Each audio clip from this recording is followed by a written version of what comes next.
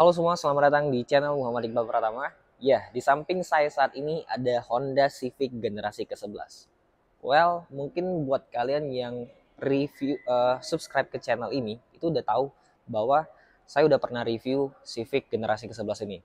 Bisa klik link yang ada di bagian atas. Nah, tapi saya pengen kulas balik lagi tentang mobil ini, karena mobil ini tuh adalah salah satu line up sedan yang benar-benar spesial dari Honda.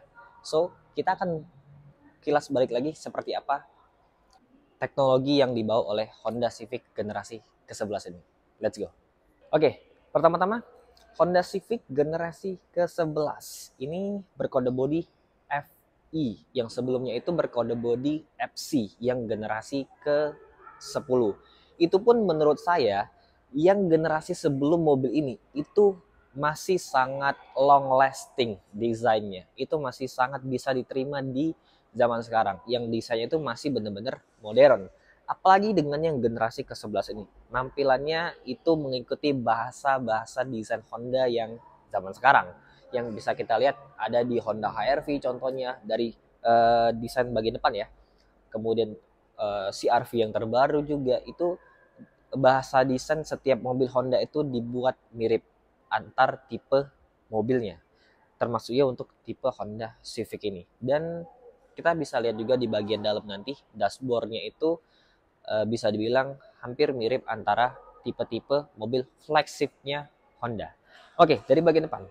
Di bagian depan sini kalau kita hanya melihatnya sekilas, tampilannya itu nggak lebih garang dibandingkan yang generasi sebelumnya. Tapi kalau kalian lihat langsung, mobil ini tuh bener-bener keren banget.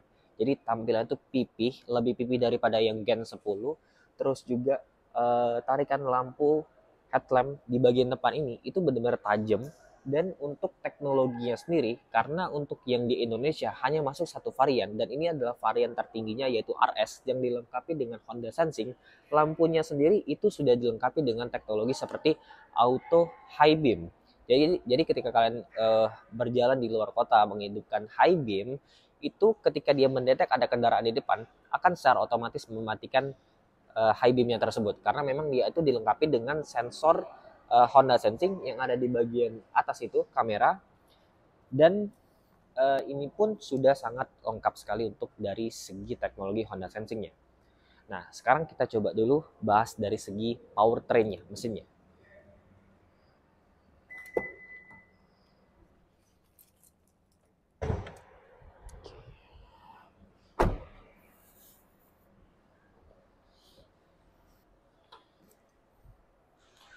Oke, kap mesin memang belum dilengkapi dengan pegas, tapi nggak terlalu berat juga untuk bagian kap mesinnya. Oke, sekarang untuk dari segi powertrainnya, mesinnya. Untuk mesin, ini mobil menggunakan mesin 1500 cc, dilengkapi dengan turbo, dan untuk tenaganya itu mirip-mirip dengan generasi sebelumnya juga. Dia memiliki tenaga 178 PS dan torsi 240 Nm. Memang secara konfigurasi mesin itu mirip dengan Honda CR-V, tapi keluaran tenaganya itu masih lebih besar Honda CR-V di 190 PS. Tapi dengan tenaga 178 PS dengan bodi yang lebih kecil dibandingkan CR-V, akselerasi dari mobil ini jauh lebih kencang dibandingkan SUV tersebut. Dan untuk transmisi sendiri, ini menggunakan transmisi yang khasnya Honda, CVT. Tapi CVT Honda kita tahu itu benar-benar responsif banget, walaupun dia transmisinya bukan menggunakan transmisi yang uh, untuk jenis-jenis mobil sport ya, seperti 6 speed, karena ini masih menggunakan CVT. Tapi sebenarnya kalau teman-teman ingin punya Civic yang benar-benar concernnya untuk di mobil sport, itu bisa kalian lirik itu Honda Civic Type R. Itu ada di Indonesia, tapi itu hanya tersedia untuk varian transmisi manual only. Oke, dari segi ruang mesin, ini mobil secara overall ini rapi. Jadi ruang mesin sudah dicat warna body, ya lah ya, karena memang harganya juga udah sangat tinggi nih mobil. Kemudian kap mesin sudah dicat warna body, di sini ada perdam, dan paling kurangnya kebiasaan Honda itu di bagian sini itu nggak dikasih cover penutup mesinnya. Jadi masih kelihatan sedikit berantakan di bagian ruang mesinnya.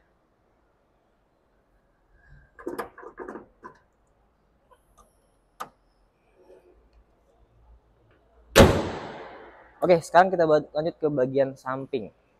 Oke, sekarang di bagian samping. Nah, di bagian samping ini kalian tuh bisa lihat profil dari mobil ini benar-benar pipih banget dibandingkan generasi sebelumnya, generasi 10 yang FC kode bodinya ini terlihat lebih rendah lagi mobilnya. Jadi untuk kesan sporty ini lebih dapat di yang generasi ke-11 ini.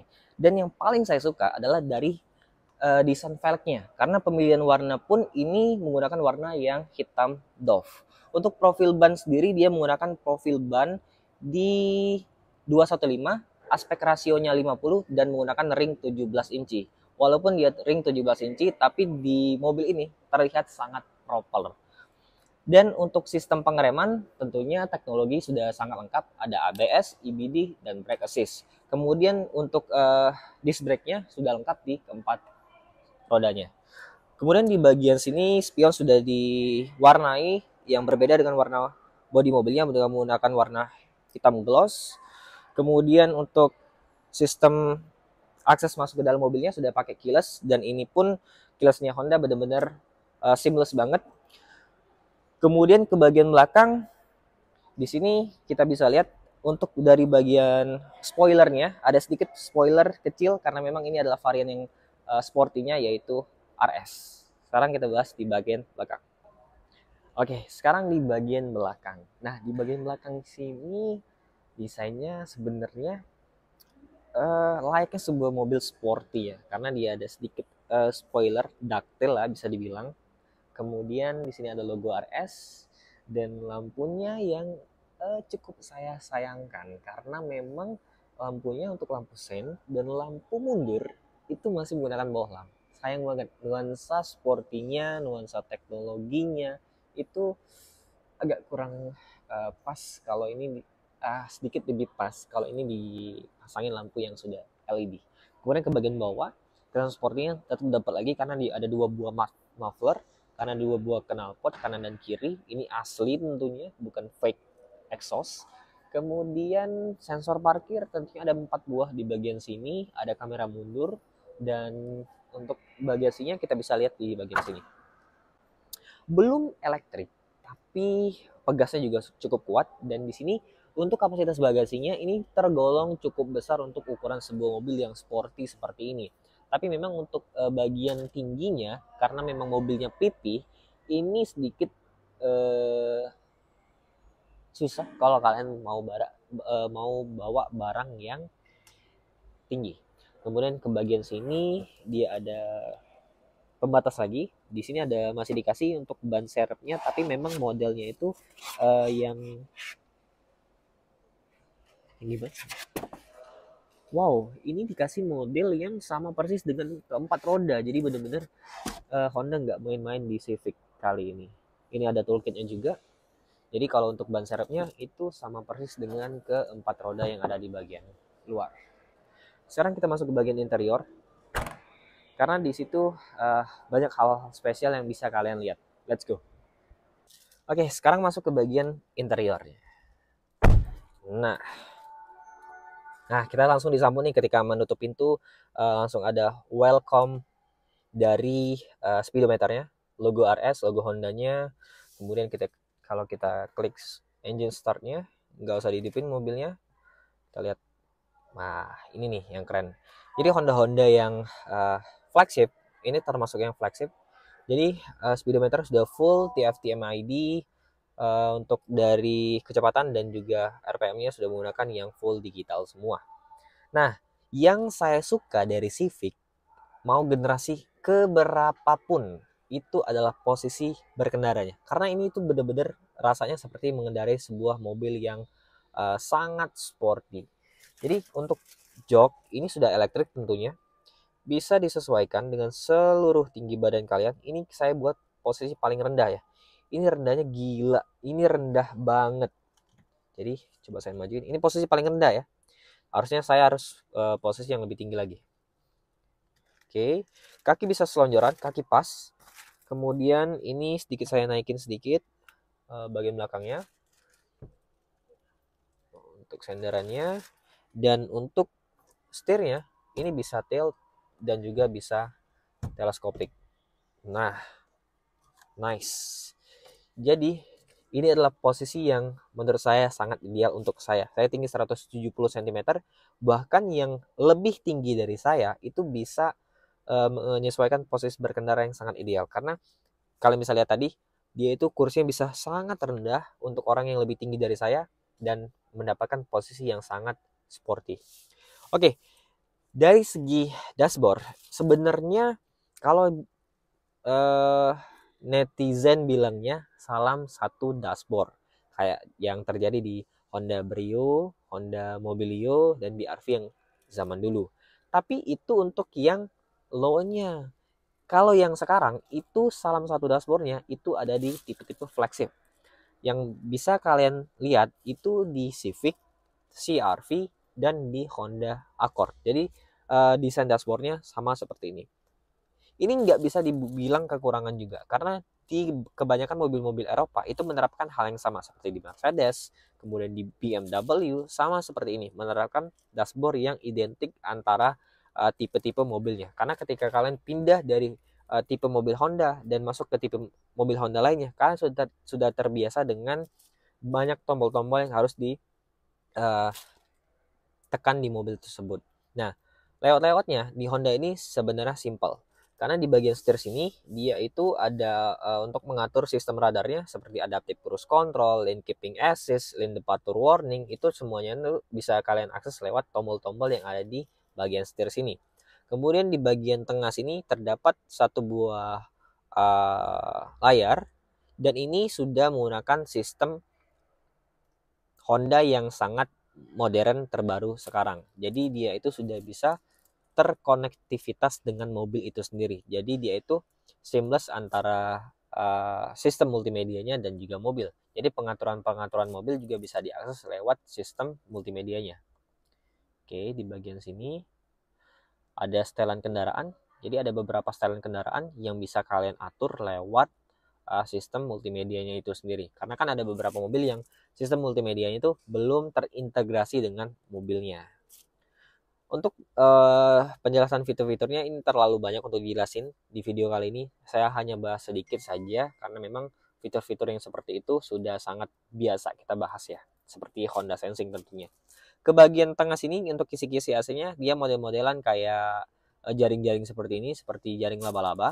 Kemudian di bagian tengah sini dia ada kontrol AC yang dual zone tentunya, auto climate control juga. Kanan dan kiri itu bisa menyesuaikan suhunya masing-masing. Kemudian di bagian bawah ada dua buah port USB, yang ini masih tipe A ya, belum pakai tipe USB-C.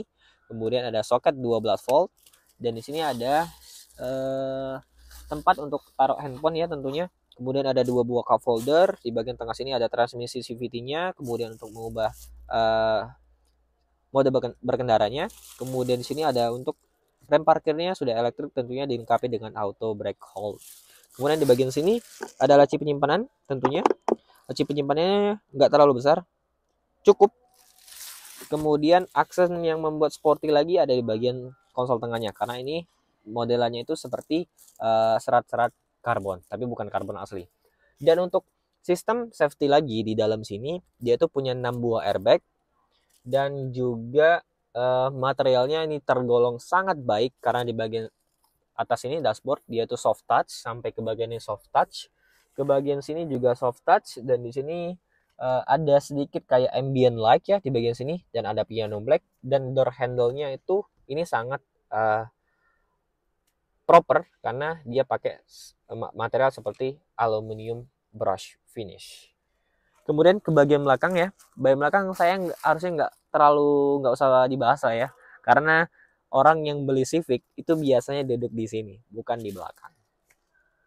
Oke, sekian untuk review dari Honda Civic generasi ke-11 ini.